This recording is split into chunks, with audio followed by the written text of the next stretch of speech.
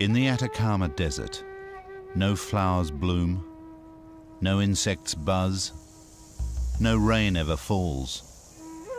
This is the driest place on Earth.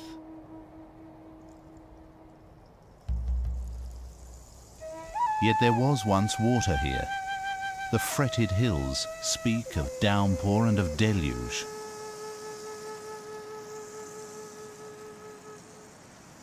But why are these sun-baked watercourses now so utterly dry? This is the riddle of the Atacama.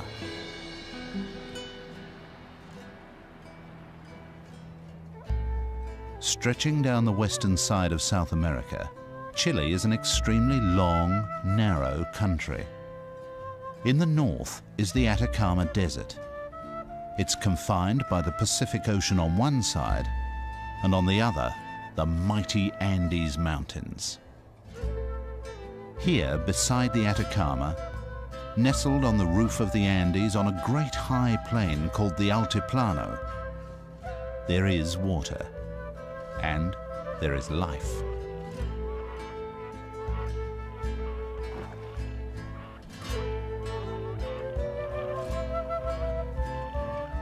Despite the thin, oxygen-starved atmosphere and intense ultraviolet radiation, some animals lead remarkable lives at high altitude. In stark contrast, less than 120 miles from the mountains is the desert's western border, the Pacific Ocean.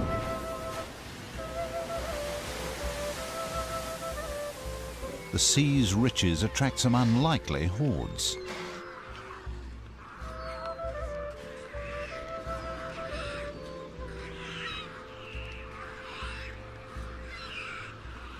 Yet even within sight of this zone of plenty, there exists a completely different world.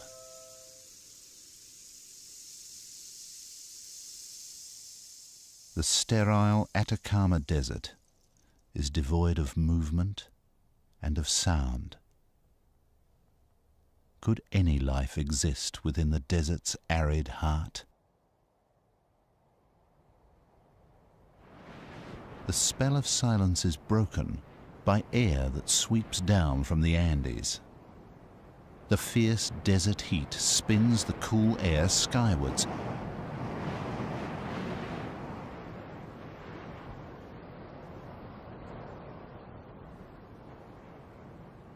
At day's end, when desert colors glow, then dim, the wind finally loses its voice, and there is again utter silence in the Atacama.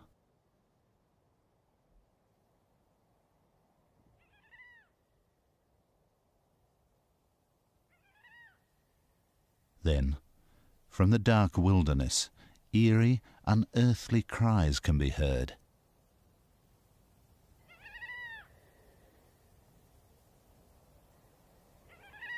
Nothing was reckoned to live out in the desert.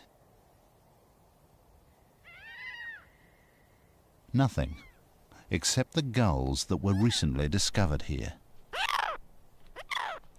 Each night, some fly more than 60 miles from the sea.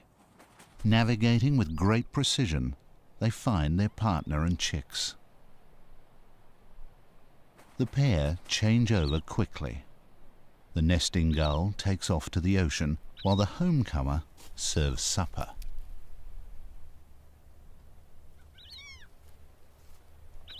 This will be the only meal that the chick will receive in 24 hours. Why do these Garuma gulls nest here, so far from food and water, and in the most extreme conditions? After feeding, these remarkable birds quickly cocoon their nestlings against the freezing desert night.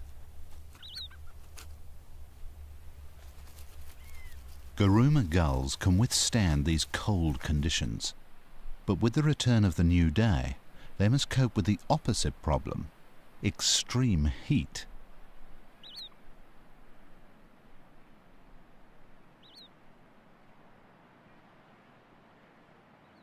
As the morning temperature soars, they pant like dogs and fluff their feathers to circulate air close to the skin. Nesting birds stand umbrella-like over their eggs. They may withstand the heat, but their unhatched chicks are fragile and vulnerable. A parent will constantly regulate its brooding routine throughout the long day.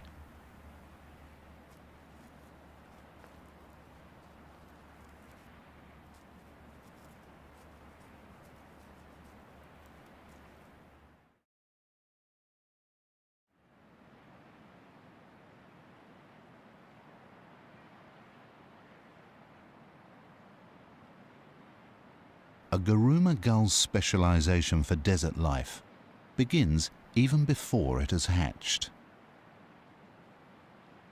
Every chick must struggle to escape from an uncommonly thick eggshell. It's designed to prevent water loss in this harsh environment. But the thick shell slows down absorption of oxygen.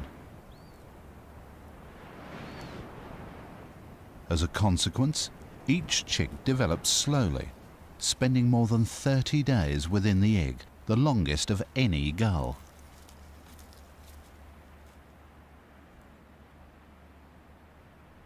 "7 days after hatching, both parents begin feeding at sea by day, leaving their chick home alone. This is the most perilous time of their lives. Every day for 2 long months, their fragile bodies will be exposed to ground temperatures of more than 60 degrees Celsius. Some make for high places in a desperate attempt to catch any available breeze.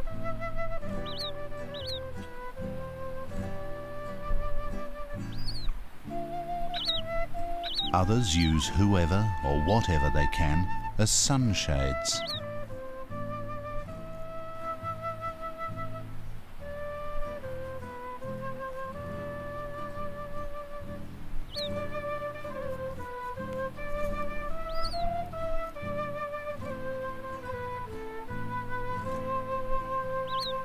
Why do Guruma gulls choose such extreme nesting sites?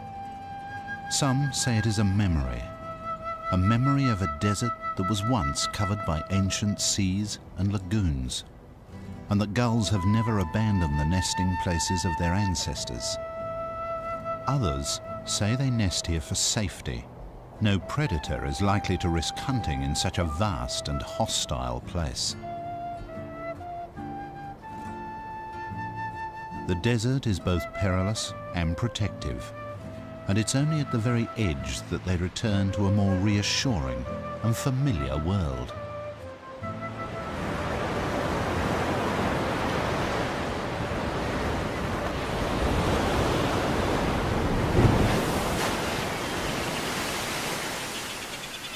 The contrast between desert and ocean could not be greater.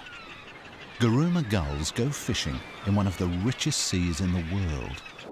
Their existence in the desert is only possible because this ocean explodes with life.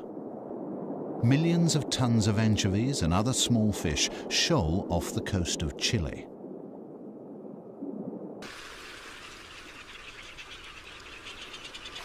Inca terns dive vigorously on a shoal of anchovies. They take only 1 or 2 fish and run a rapid shuttle service to waiting youngsters. Unlike the desert dwellers, these chicks receive food on demand from the ocean on their doorstep.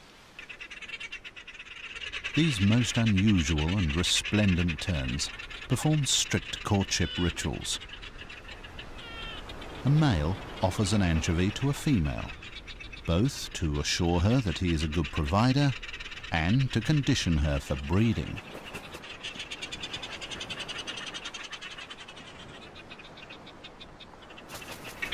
Like brightly attired courtiers in a medieval pageant, they bow appeasingly.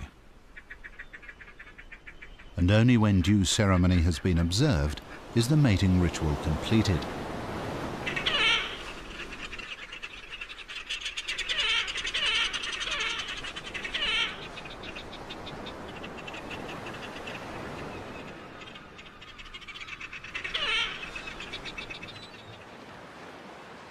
Their neighbours, the pelicans, consume a lot more of the fish.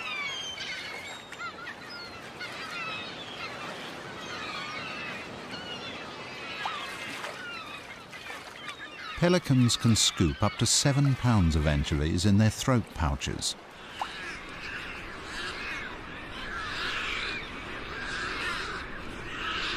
Their colonies form some of the largest concentrations of seabirds along the coast of Chile, and are very crowded, very dirty, and have the overwhelming smell of fish about them.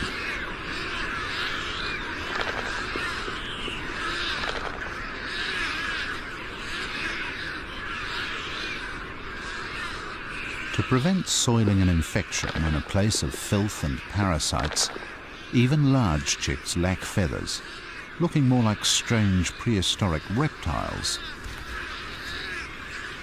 Lunch today and every day is part digested anchovy gruel.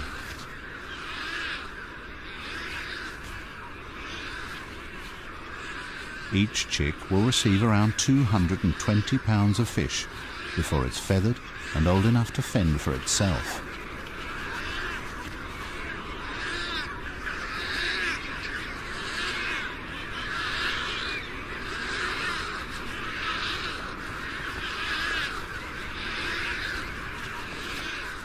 The same feeding frenzy is taking place among 20,000 other pelicans, and of course among all the other seabirds along the coast.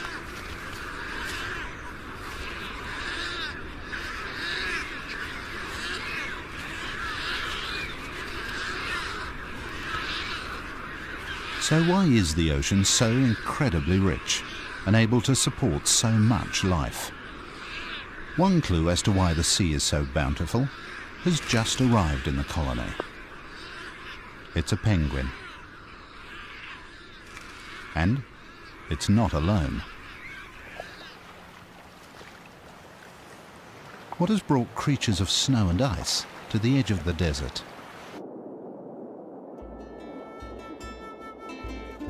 The answer lies in their name, Humboldt penguins.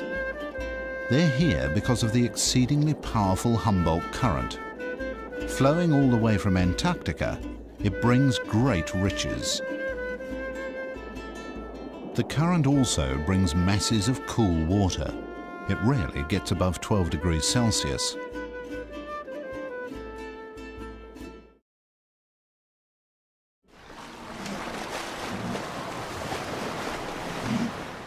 Sea lions, like penguins, can swim in the cold water whenever they overheat.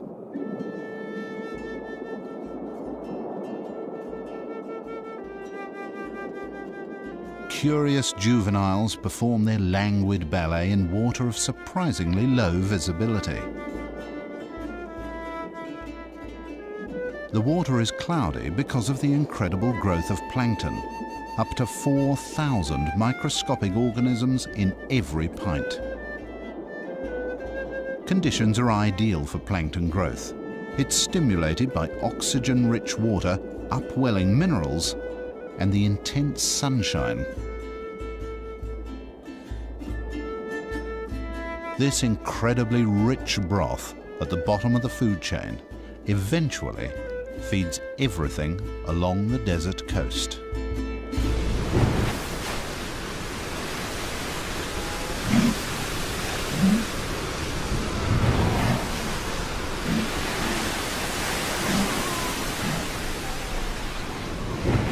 But the cold Humboldt current alters conditions above the waves as well. The air above the colony is 10 to 15 degrees cooler than expected at this latitude.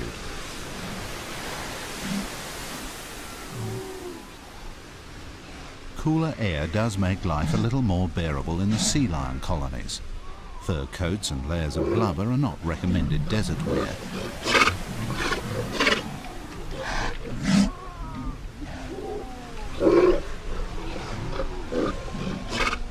But if the air is not cool enough, then there's always the luxury and relief of the Humboldt current. And it's out over the cool ocean that one part of the riddle of the Atacama can be solved.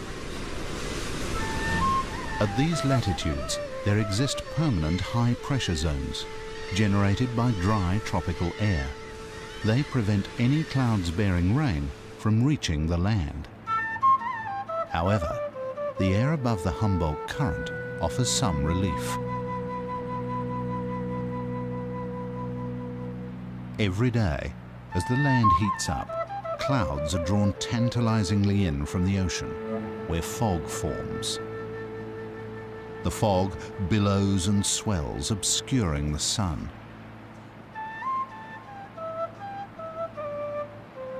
In northern Chile, this fog bank is known as the Camanchaca.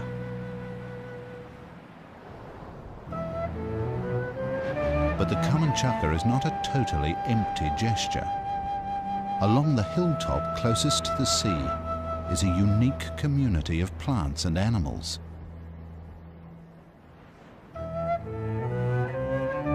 All live on the very edge of life.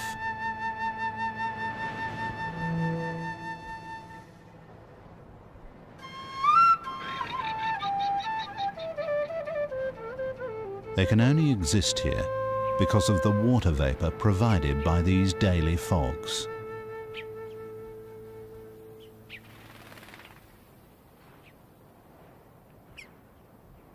Moisture may condense on lichens or the spines of cacti. Ridged stems then funnel water down to the roots. The Camanchaca brings the miracle of life to the desert fringe, but it's a cruel and empty gesture to the parched land beyond. A few hundred yards from the coast, the fog evaporates into thin air.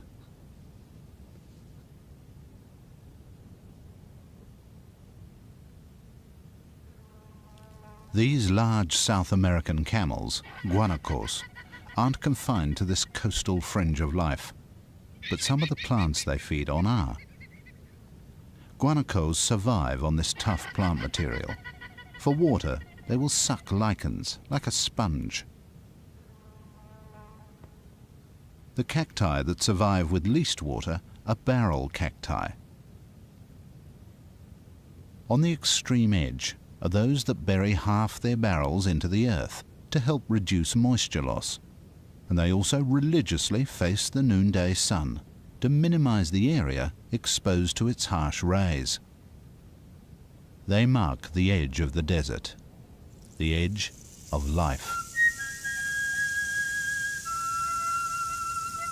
The desert extends southward for more than 600 miles. Always there is a coastal fringe of life.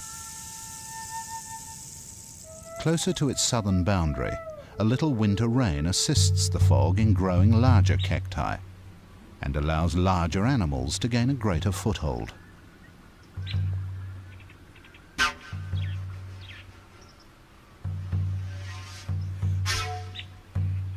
The main food of the black-chested buzzard eagle are dagus, small rodents of the desert edge.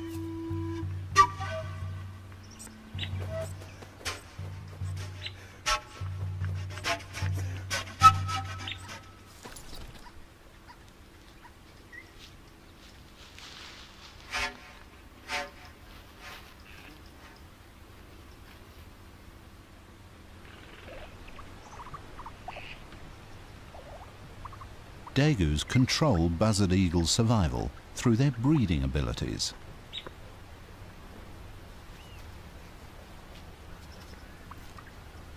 In most years, dagus can breed to very high numbers because they're superbly adapted for life on the edge of aridity. They don't drink water, as there is none. Each animal takes its entire water needs from the plants it eats. And as these plants are very tough and dry, so the dagus' needs are very small indeed. To prevent overheating and water loss, they emerge in the cool of the morning and again in the early evening to feed close to their burrows.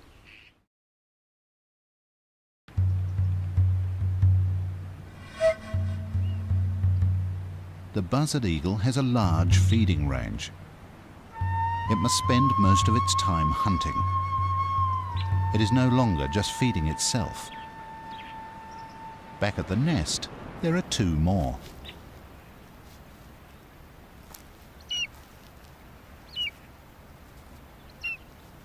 One chick is clearly stronger than the other, but there is a harsh survival logic in its aggression.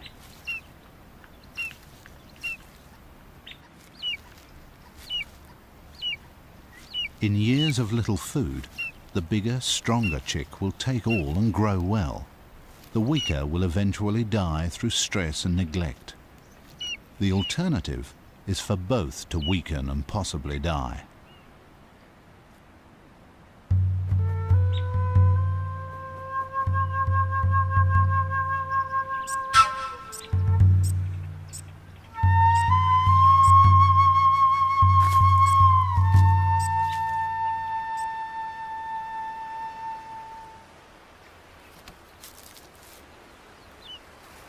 The eagle parent returning with food does not play favorites. It dismembers another hapless dagu. It feeds the nearest begging mouth, which always belongs to the stronger chick.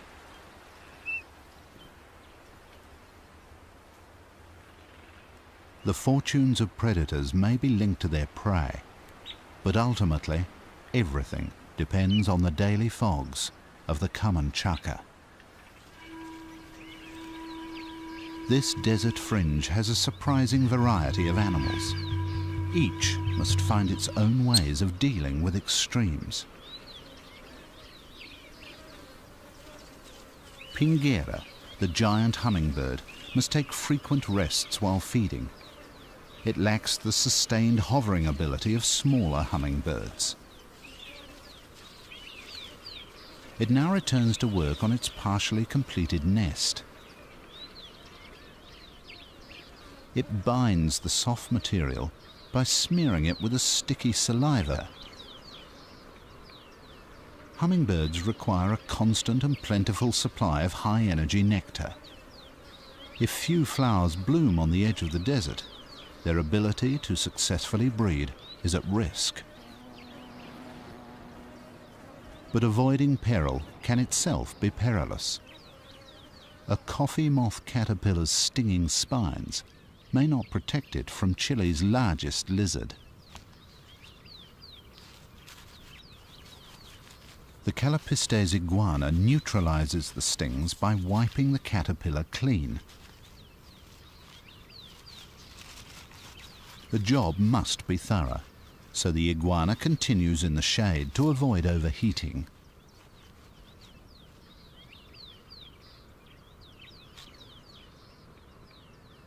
But in the constant balancing act of hunger versus risk, some food remains permanently off the menu. The poisoned hairs on the Chilean tarantula can become embedded in the mouths of desert animals. They know to leave it well alone.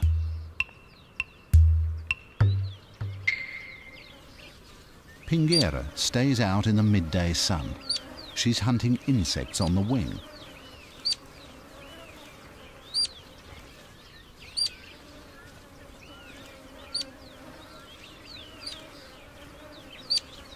Her young chicks now require protein if they're to survive, but feeding them is an art in itself.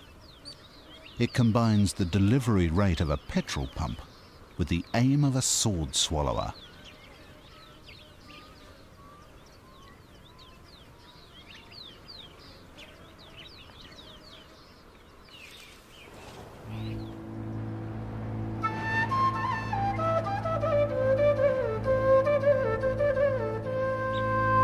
Near the southern edge of the desert, where coastal hills are a little higher, the daily common chukar creates its ultimate gift, its greatest contrast to the desert. Here, incredibly, a rainforest looms out of the fog. The high hills catch just enough fog to grow a few tiny forests, which are known internationally as great wonders of the botanical world. Trees and shrubs capture 6 times more moisture than the lower slope nearby.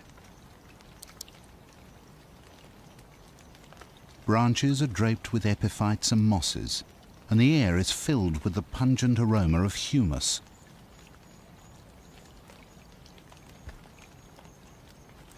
It's unbelievable that just a few hundred yards to the east, the driest desert in the world awaits.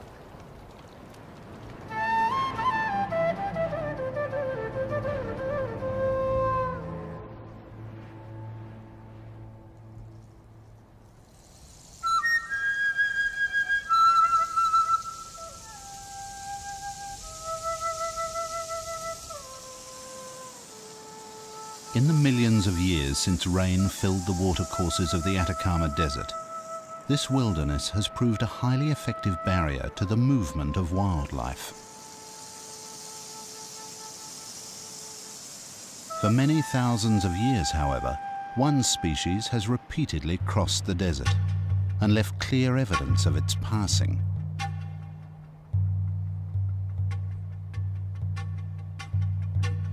These huge geoglyphs were probably ancient signposts.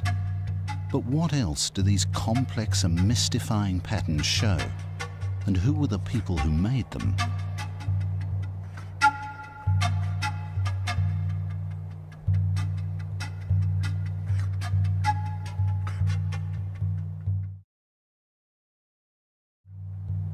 Closer to the mountains, in valleys where a little water brings a splash of green, there are caves.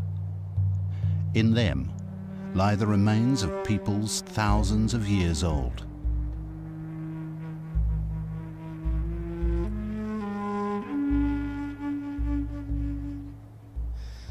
The dry desert air has also preserved their art which speaks of their enduring bonds with the desert and with the mountains to the east. Candelabra cacti stand as sentries. Beyond them, mountains rise to the Altiplano, the high plain.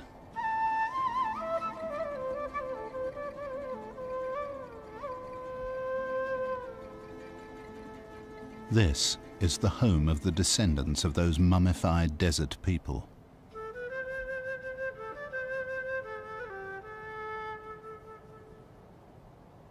Every morning, an Aymara herdsman greets his gods. The objects of his worship are the 20,000-foot peaks of the Andes, the western edge of the Atacama Desert, and the mightiest mountain barrier in the world.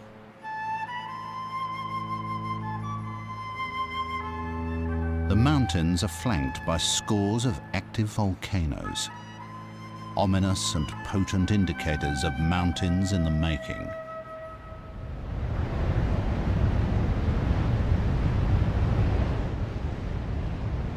Geysers billow furiously in the coldness of early morning. They are born of intensely hot rocks close to the surface. Far below, continental plates collide, forcing these young mountains ever skyward. And just as the cold Pacific Ocean answers one half of the riddle of the Atacama, so the Andes answers the other half. Rain-bearing clouds from the tropical northeast are prevented by these mountains from ever reaching the desert below, the high peaks forcing the clouds to release all their precious moisture. Melted snow and rain then flow into the highest lakes in the world, some more than 12,000 feet above the sea. Here, life faces enormous extremes of ultraviolet radiation, of cold, and of thin, oxygen-starved air.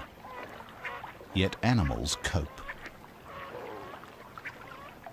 The giant coot's large size probably helps them withstand the harsh climate.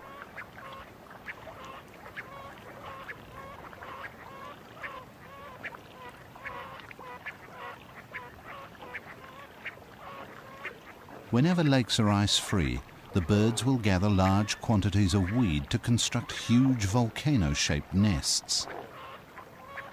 But giant coots have yet another all-consuming passion.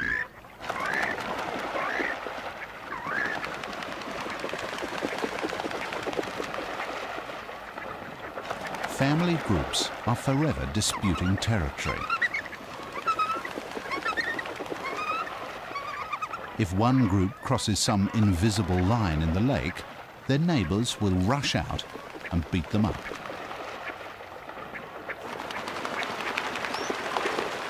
Neither group ever wins the war. The only concession is an uneasy truce. Until next time.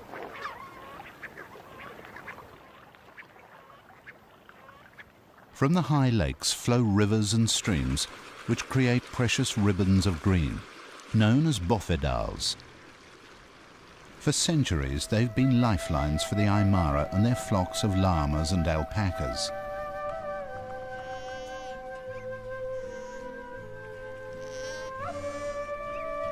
These South American camels have ensured the survival of communities in the Andes. Llamas are beasts of burden. The shorter alpacas are bred for their fine hair.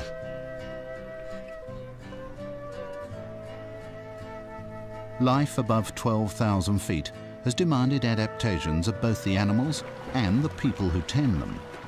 The blood of both contains high numbers of red cells to extract maximum life-giving oxygen from very thin air.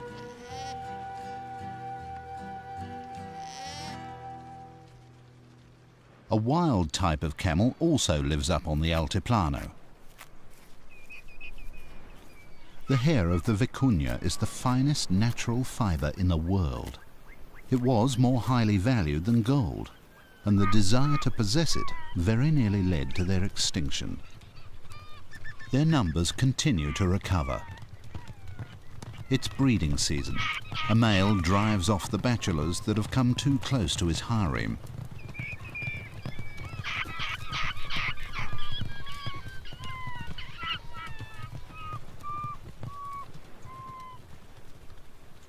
Vicuña rarely pause during these high-speed chases, which may go on for hours. With little oxygen to sustain them, their stamina is extraordinary. The territory holder concentrates his attacks on the leader of the group. The tactic works. The bachelors lose their resolve and drift down the valley, away from his territory.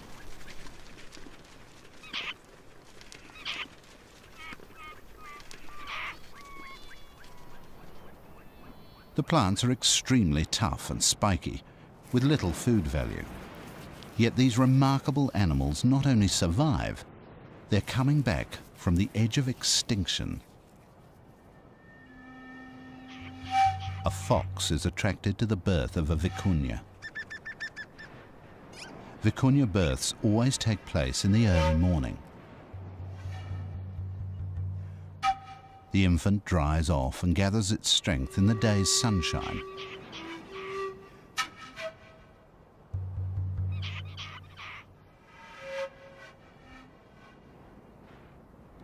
However, with the mother in attendance, there is no chance here of a meal for a hungry fox.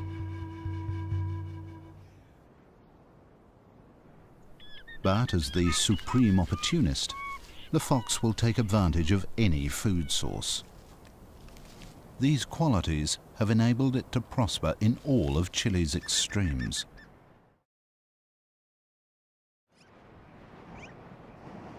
The bofedal is strewn with piles of rock, the remains of old volcanic eruptions. They're much sought after by vizcachas.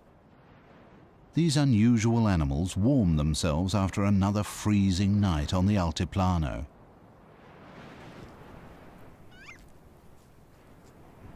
Though vizcachas look and behave like rabbits, they're only distant relatives.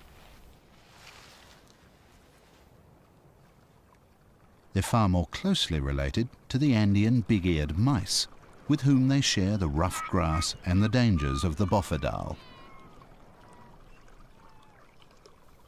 Viscachas and mice, by feeding side by side, provide each other with a survival strategy, an early warning system.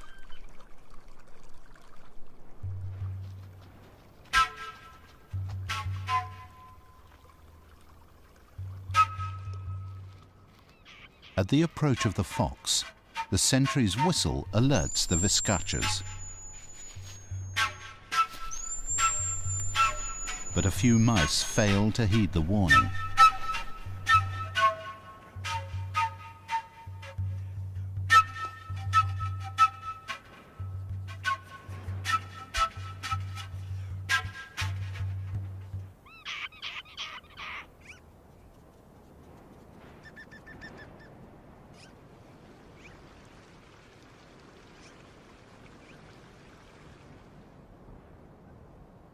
Rivers and streams continue their winding journeys through a maze of hills towards the desert. Most will never make it. They end in large basins. Here, water evaporates rapidly, leaving vast salt pans, stretching as far as the eye can see. There are signs of life in this desert of salt. A pink stain from a washed-up tide of algae and bacteria feeds tiny brine animals. They, in turn, feed some highly specialized birds. Flamingos gave rise to the legend of the phoenix, a bird said to live for 500 years, then built its own funeral pyre from which it rose reborn and unscathed by flames. Though their feathers are still tinged with those legendary fires, the red colour comes from a carotene pigment in the brine creatures on which they dine. 3 species inhabit the salt lakes. Both the James and Andean flamingos strain the water for the tiniest microorganisms, whereas the Chilean flamingo feeds according to its Spanish name, flamenco chileno.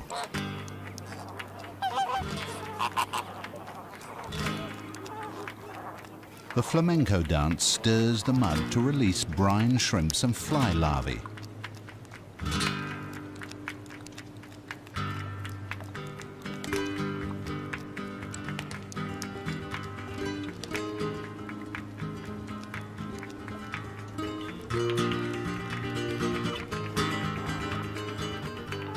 Other birds perform ballets of the brine lake.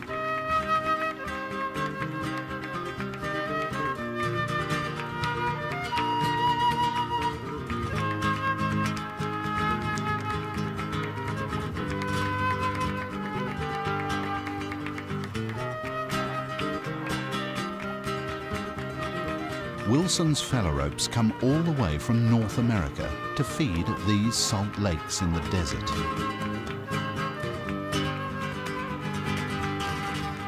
Others live nearby all year round, like Andean geese. But whatever the bird, and by whatever means, scythe, sieve or spear, they all reap the harvest of the salt lake.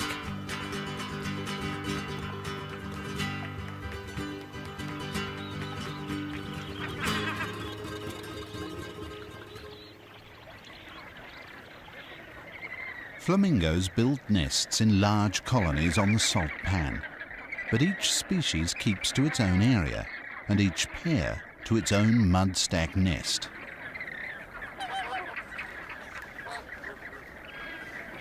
Young chicks are unable to feed themselves.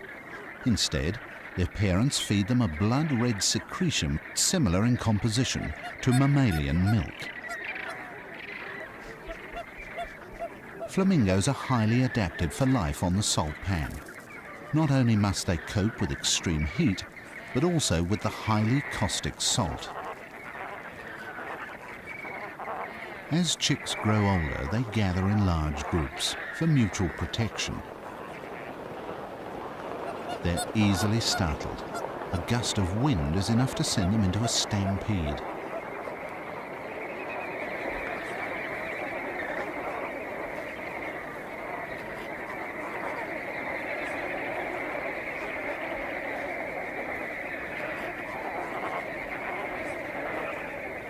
These flamingos are true survival specialists.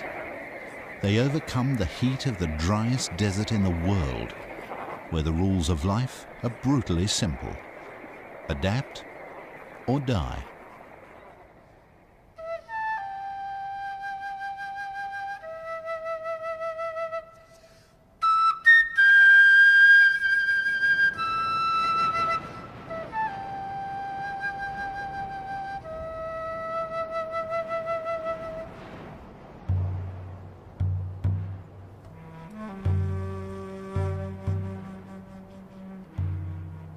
The skeleton of a mule, one that was given its freedom in the desert.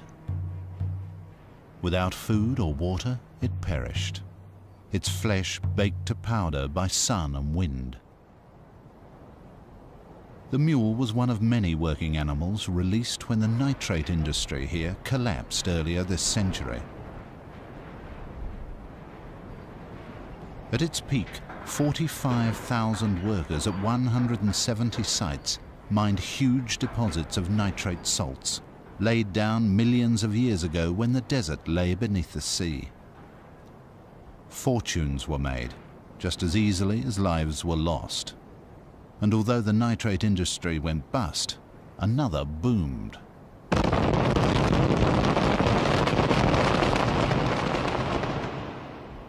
The largest man-made hole in the world, at Chuquicamata, has been created in the search for copper. Up to 2% of the rock is pure copper. This is the desert's buried treasure. Copper remains the biggest contributor to the Chilean economy. Ore is taken out of the ground at the rate of 500,000 tons a day. And pure copper rolls out of the desert on huge, never-ending wagon trains. Technology and profit keep people in the Atacama. Should either fail, then they will leave.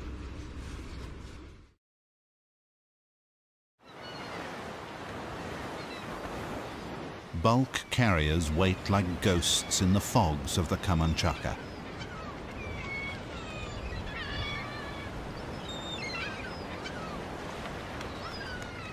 Of all of northern Chile, it is the sea that is the least extreme place to live. The cool and powerful Humboldt current brings riches beyond belief from distant Antarctic oceans. These riches attract a great variety of predatory fish and marine mammals to the edge of the desert. But they're not the only hunters of the deep.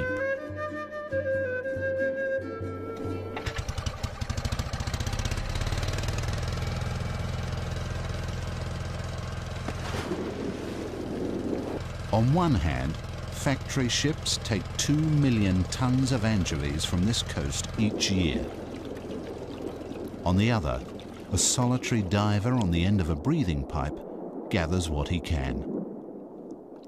Such is the bounty that even he may gather more than 100 species of fish and shellfish.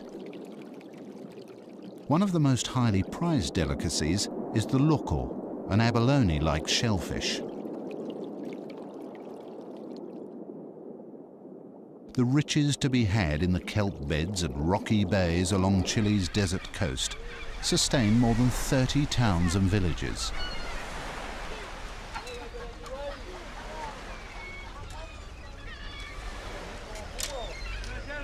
This is not commercial harvesting of the sea by factory ships, but small-scale fishing to feed local families. In this way, the needs of the people are no different to that of pelicans or sea lions or penguins. All rely on the bounty of the sea, but that great bounty is balanced on a knife edge. The riddle of the Atacama is explained by a weather machine out beyond the coast. But the weather can sometimes give a twist to that riddle.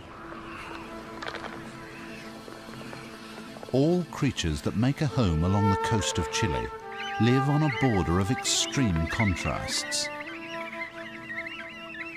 On one side of the shore, there is immense richness. On the other, there is only poverty and sterility. But in some years, the parched desert has its revenge, and the sea becomes as barren as the desert. In the years of El Niño, a reversal of weather patterns and ocean currents transforms the sea. It is warm, clear, and there is little plankton. Without plankton, there are no anchovies, and without anchovies, the birds disperse or die.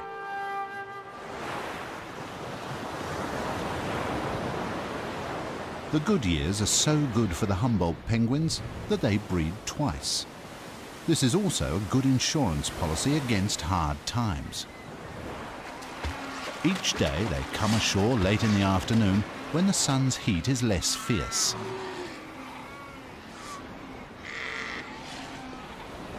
But once ashore, they face the problem of life on a bountiful and popular beach.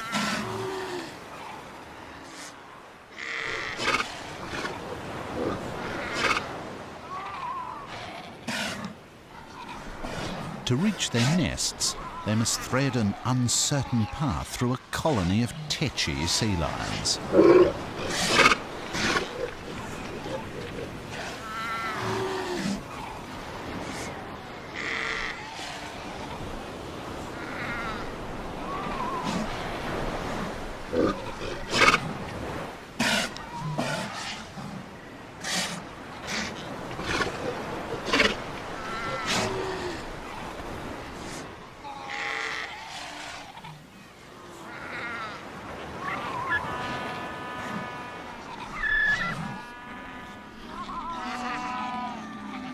Mission accomplished.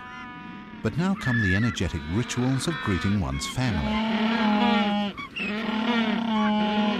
This frenzy of calling, preening and courting comes at the end of a day when a penguin may have had to swim 30 miles to fill its belly with fish, a very long way for a small bird. But in bad years they may swim 2 or even 3 times that distance and still come home hungrier than when they left.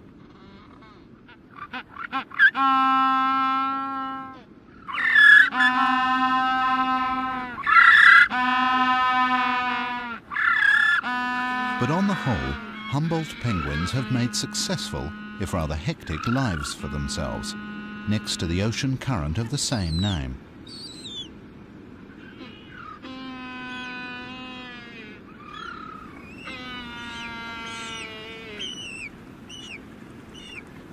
For penguins, the benefits of good years always outweigh the risks and disasters of bad ones. But further along the shore, there are birds for whom every year involves huge risk. Guruma gulls live constantly balanced on the edge of survival.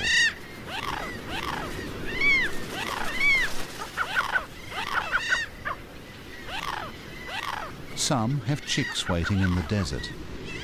Others are still courting and mating. Finally, in the late afternoon, they take off on their long journey.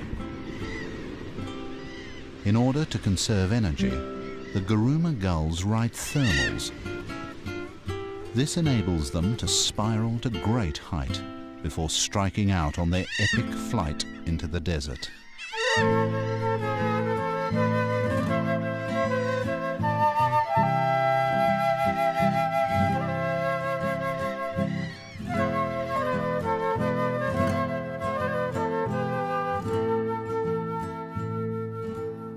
They alone choose to raise their young in the middle of the driest place on Earth.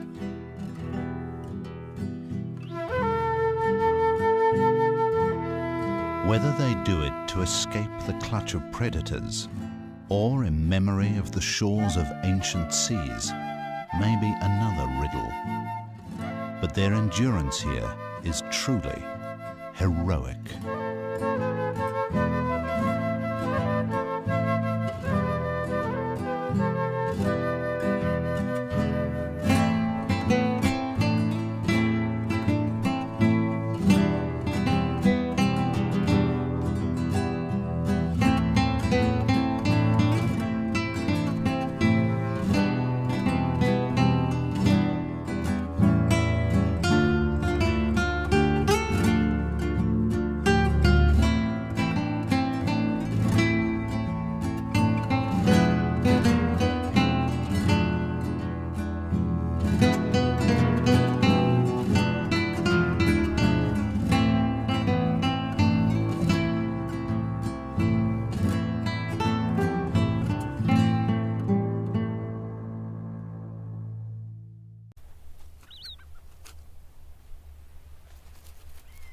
Garuma gulls can withstand these cold conditions, but with the return of the new day, they must cope with the opposite problem: extreme heat.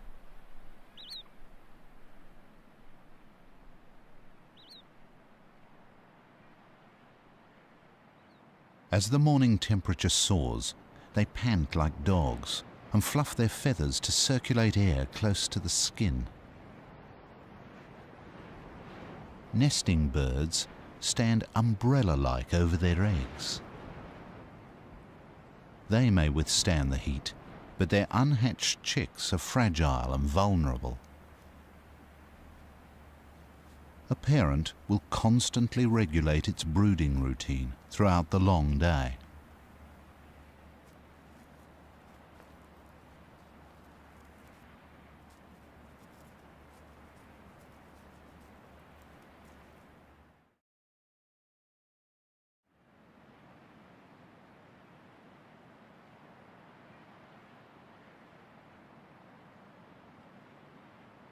A Garuma gull's specialization for desert life begins even before it has hatched.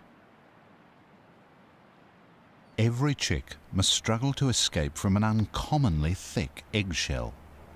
It's designed to prevent water loss in this harsh environment. But the thick shell slows down absorption of oxygen. As a consequence, each chick develops slowly, spending more than 30 days within the egg, the longest of any gull.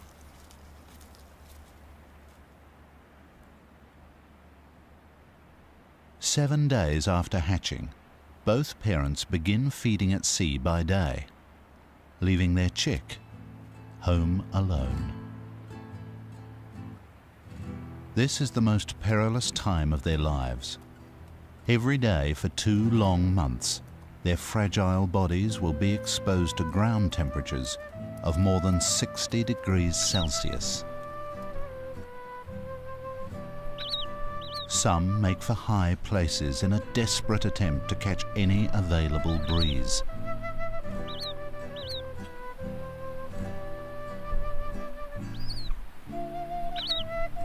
Others use whoever or whatever they can as sunshades.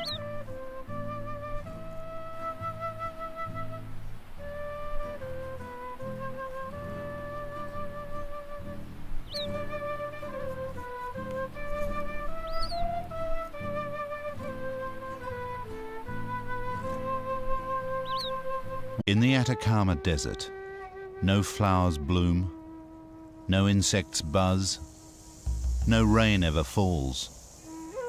This is the driest place on Earth.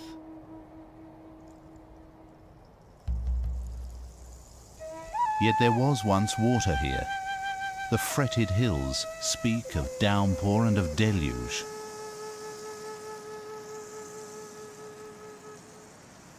But why are these sun-baked watercourses now so utterly dry? This is the riddle of the Atacama.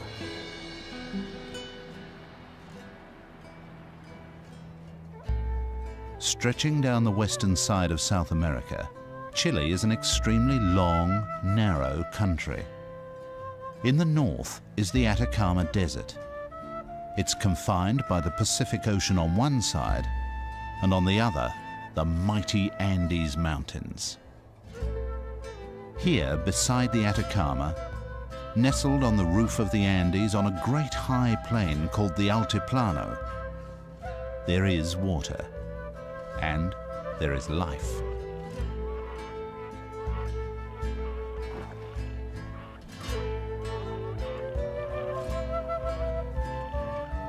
Despite the thin, oxygen-starved atmosphere and intense ultraviolet radiation, in utter silence in the Atacama.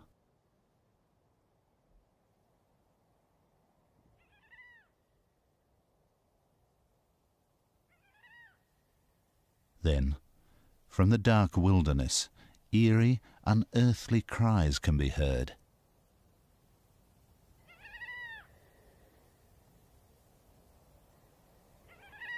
Nothing was reckoned to live out in the desert. Nothing, except the gulls that were recently discovered here. Each night, some fly more than 60 miles from the sea. Navigating with great precision, they find their partner and chicks. The pair change over quickly. The nesting gull takes off to the ocean while the homecomer serves supper.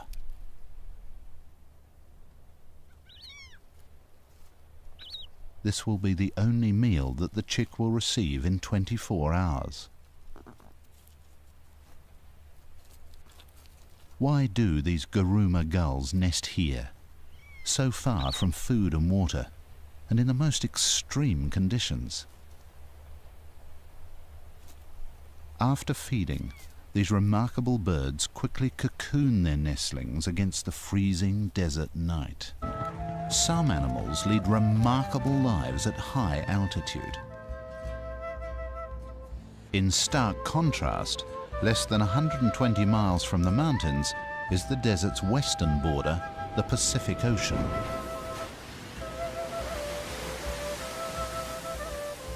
The sea's riches attract some unlikely hordes.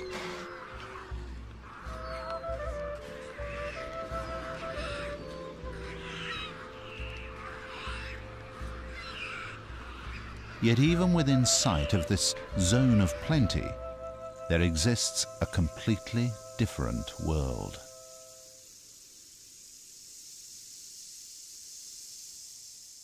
The sterile Atacama Desert is devoid of movement and of sound.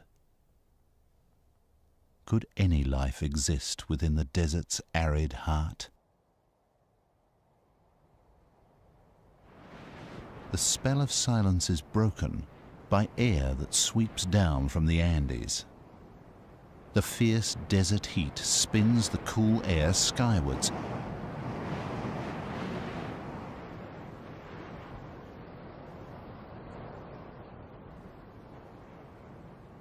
At day's end, when desert colors glow, then dim, the wind finally loses its voice, and there is again